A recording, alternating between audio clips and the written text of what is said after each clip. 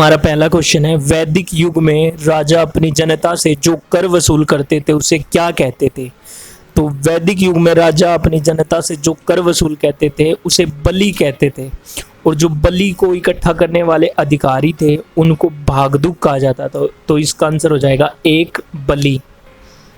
अगला क्वेश्चन है, प्रसिद्ध गायत्री मंत्र कहाँ से लिया गया है? तो जो गायत्री मंत्र है वो ऋग्वेद के तृतीय मंडल से लिया गया है, और यह मंत्र सूर्य भगवान को समर्पित है। अगला हमारा क्वेश्चन है, सिंधु घाटी सभ्यता की लिपि कौन सी है? तो जो सिंधु घाटी है उसकी जो लिपि मिली है उसमें 64 मूल चिन्ह 250 से लेके 400 तक अक्षर मिले हैं, जो कि सेल खड़ी की आयताकार मोहरों और तांबे की गुटकिकाओं पर मिले हैं। यह लिपि चित्रात्मक है और इसको आज तक कोई पढ़ नहीं सका है, तो इसलिए आंसर हो जाएगा नंबर 3, अज्ञात। अगला क्वेश्चन है, बिना दुर्ग के एकमात्र सिंधु नगर कौन सा था? चौंदड़ो बिना दुर्ग का एकमात्र सिंधु नगर है, और यह सिंधु नदी के बाएं तट पर स्थित है, तो इसका आंसर हो जाएगा नंबर 4, चौंदड़ो। अगला क्वेश्चन हमारा, मोहनजोदाड़ो में सबसे बड़ा भवन कौन सा है? तो मोहनजोदाड़ो जो है उसमें सबसे बड़ा भवन जो आज तक मिला है वो है धान्यागार, जो कि 45.71 मीटर लंबा और 15.23 मीटर चौड़ा है, तो इसका आंसर हो जाएगा 2, धान्यागार। नेक्स्ट क्वेश्चन है, विशाल स्नानागार जिसे ग्रेट बाथ कहा जाता है वो कहाँ पर मिला था? तो इसका भी आंसर हो जाएगा मोहनजोदाड़ो। अगला क्वेश्चन है, सिंधु घाटी के लोगों की एक महत्वपूर्ण रचना निम्नलिखित में से किसकी मूर्ति है? तो सिंधु घाटी में एक मूर्ति मिली थी जो कि कांसे से बनी हुई थी, और वो थी एक नृत्य करती हुई बालिका की, तो इसका आंसर हो जाएगा नंबर 2, नृत्य करती हुई बालिका। अगला क्वेश्चन है हमारा, सिंधु घाटी अर्थव्यवस्था की ताकत थी। तो जो सिंधु घाटी में जो लोग थे और जो प्रमाण मिलते हैं उससे साबित होता है कि जो उनकी मुख्य अर्थव्यवस्था का जो आधार था वो कृषि और पशुपालन था। तो पशुपालन तो इन 4 ऑप्शनों में कहीं नहीं दिया गया, तो आंसर हो जाएगा नंबर 1, कृषि।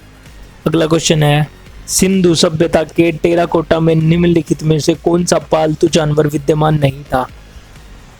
तो सिंधु सभ्यता के टेराकोटा मिट्टी होती है उससे बनी हुई आकृतियों को कहा जाता है, तो उसमें जो गाय है उसकी आकृतियों के मिलने की कहीं भी साक्ष्य नहीं मिलते।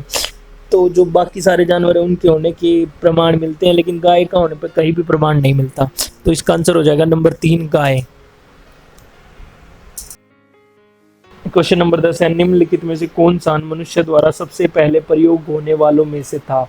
तो इसका आंसर है जो, मनुष्य द्वारा सबसे पहले जो का प्रयोग किया गया था। अगला क्वेश्चन हमारा, वैदिक लोगों द्वारा किस धातु का प्रयोग सबसे पहले किया गया था? तो जो हमारा ऋग्वेद है उसमें आयस नाम के एक धातु का जिक्र मिलता है। कई विद्वानों का मानना है कि ये तांबा था, कई कहते हैं कि कांसा था, कई कहते हैं कि लोहा था, कई कहते हैं कि चांदा था, तो इसमें मतभेद है, लेकिन ज़्यादातर लोगों का मानना है कि ये तांबा था। अगर आपको इसमें मार्क्स चाहिए तो आपको तांबा लिखना पड़ेगा।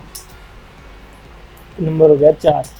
क्वेश्चन नंबर 12 है, लोथल नामक स्थान पर निम्नोक्त सभ्यताओं में से किसका जहाजी माल घाट मिला था? तो लोथल नामक स्थान पर सिंधु घाटी सभ्यता का जहाजी माल घाट था, तो आंसर हो जाएगा सिंधु घाटी, 1। क्वेश्चन नंबर 13 है, वेद शब्द का अर्थ है? तो वेद शब्द का अर्थ ज्ञान से होता है, तो इसका आंसर हो जाएगा 1, ज्ञान। क्वेश्चन नंबर 14 है, वैदिक आर्यों का प्रमुख भोजन था? तो जो वैदिक आर्य थे वो मुख्य रूप से दूध और इसके बने उत्पादों का प्रयोग करते थे, तो इसका आंसर हो जाएगा नंबर 2, दूध और उससे बने हुए उत्पाद। क्वेश्चन नंबर 15 है, आरंभिक वैदिक काल में वर्ण व्यवस्था आधारित थी? तो उस दौरान जो वर्ण व्यवस्था थी वो व्यवसाय पे आधारित थी, व्यवसाय के हिसाब से उसकी जाति तय होती थी, तो आंसर हो जाएगा इसका नंबर 3, व्यवसाय।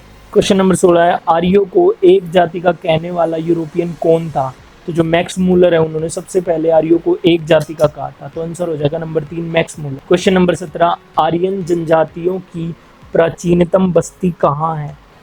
तो आर्यन जनजातियों की प्राचीनतम बस्ती सप्त सिंधु क्षेत्र में स्थित है जो सिंधु नदी से लेकर गंगा नदी तक विस्तृत है। तो इसका आंसर हो जाएगा सप्त सिंधु।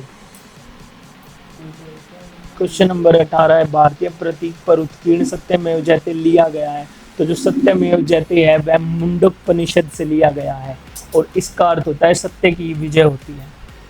क्वेश्चन नंबर 19 है, निम्न में से किस विदुषी ने वाद विवाद में अजेय याज्ञवल्क्य को चुनौती दी थी। तो इसका आंसर हो जाएगा गार्गी।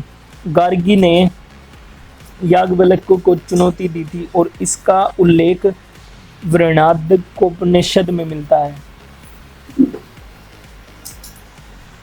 क्वेश्चन नंबर 20 है, हड़प्पा खंडहर निम्नलिखित में से किस नदी के तट पर पाए जाते हैं।